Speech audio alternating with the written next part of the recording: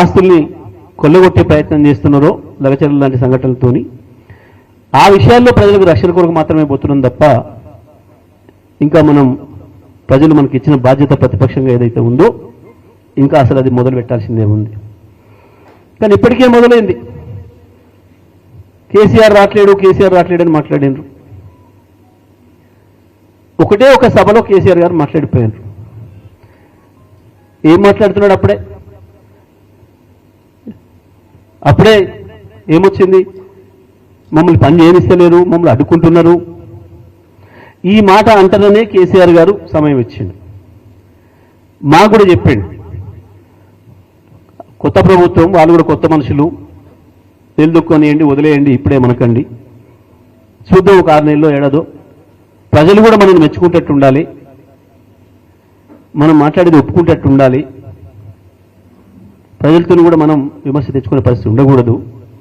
ఒక విజ్ఞత గల నాయకుడు కాబట్టి సంవత్సరం ఓపిక పట్టిండు. 6 నెలలు సమయం ఇస్తామన్నారు, సంవత్సరం కూడా ఓపిక పట్టిండు కేసీఆర్ గారు.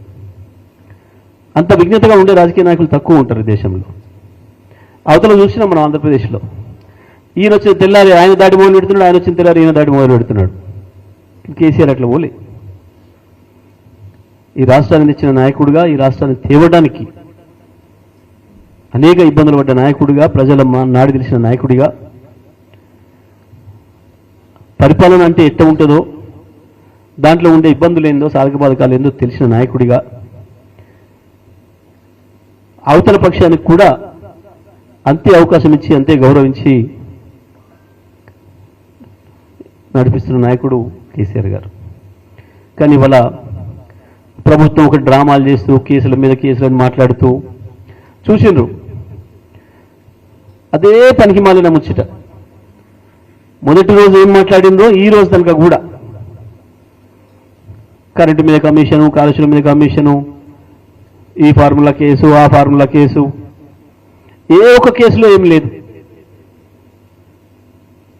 విద్యుత్ మీద రిపోర్ట్ ఇచ్చి 8 నెలలు అయింది, మనిషిని లోపల పెట్టుకోరు, దాన్ని బయటికి తెస్తలేరు. ఈడాడ పెడతాడు, చూస్తాడు అటెండర్ గిట్ట అని చెప్పి ఆయన లోపల పెట్టుకోరు, ఎవరు దొరకని ప్లేస్లో. కాళేశ్వరం నిన్న చూసి కోర్టు ఆపేసింది. ఈ రకంగా ప్రజల్ని పక్కదారి పట్టించడం కొరకు, టైం పాస్ చేయడం కొరకు చేస్తున్నారు.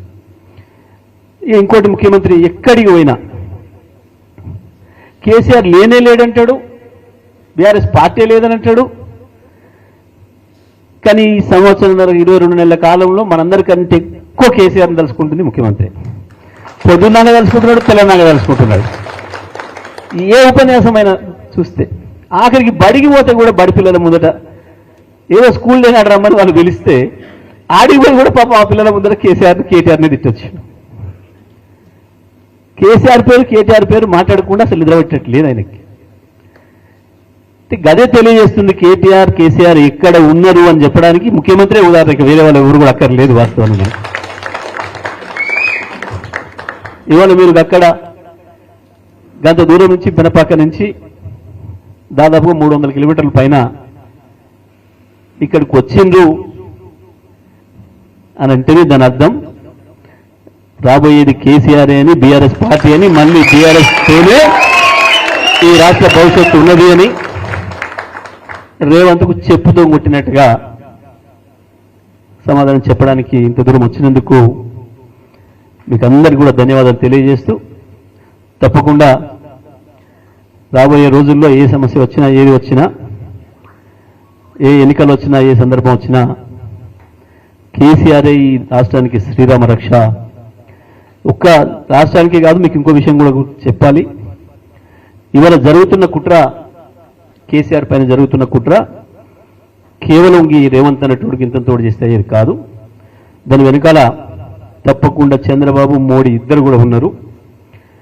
కేసీఆర్ మళ్ళీ లేవడం అంటూ జరిగితే తెలంగాణతోనే ఆగడు, తప్పకుండా ఢిల్లీ దానికి వస్తాడు అన్న భయం మోడీలో ఉంది. దాని కొరకే ఇవాళ ఇన్ని ప్రయత్నాలు చేసి ఎక్కడో ఒక దాంట్లో ఇరికియాలి, కేసీఆర్ని మానసికంగా దెబ్బ కొట్టాలన్న ఒక చిల్లర ప్రయత్నం చేస్తున్నారు. కానీ కేసీఆర్ వీళ్ళందరూ చూసి వచ్చినవాడే. వీళ్ళందరినీ తిప్పికొట్టగలిగిన శక్తి సామర్థ్యాలు కేసీఆర్కు ఉన్నాయి. తప్పకుండా ఈ రాష్ట్రానికి ఏం చేసిండో 10 ఏళ్ళు దేశానికి కూడా అందించడానికి కావాల్సిన సేవలు అందించే శక్తి కేసీఆర్కు ఉంది. తప్పకుండా మళ్ళీ కేసీఆర్ తిరిగి వస్తారు. రాష్ట్రంతో పాటు దేశాన్ని కూడా మన పద్ధతుల్లో ముందుకు తీసుకుపోతారు. దాంట్లో మనం అందరం కూడా భాగస్వామ్యం కావాలని, మీరు కూడా భాగస్వామ్యం కావడానికి వచ్చినందుకు మీ అందరికీ పేరు పేరున ధన్యవాదాలు తెలియజేస్తూ సెలవు. జై తెలంగాణ, జై కేసీఆర్.